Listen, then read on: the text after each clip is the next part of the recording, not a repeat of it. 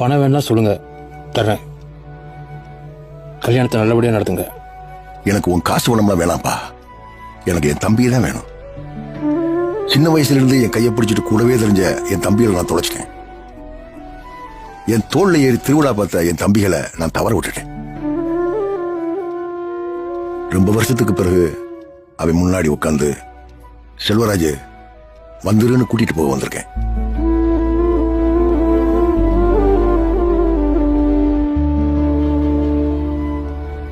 ஒரு வீட்டுல பிறந்தான், ஒரு தட்டுல சாப்பிட்டான். ஆனா ஒன்னா வாழ முடியாம போயிட்டோம்டா. நம்ம பிள்ளைகளுக்கு இந்த நிலைமை வந்துடக்கூடாதுப்பா. அதுகளுக்கு அண்ணன் தம்பி, அக்கா தங்கச்சி, அத்தை மாமே, பெரியப்பின் சித்தப்பெண்ணு எல்லாரும் இருக்கணும்பா. நம்ம பிள்ளைகளுக்கு சொத்து சேர்த்து வைக்கிறோமோ இல்லையா, சொந்த பந்தங்களை காட்டாம போயிடக்கூடாதுப்பா.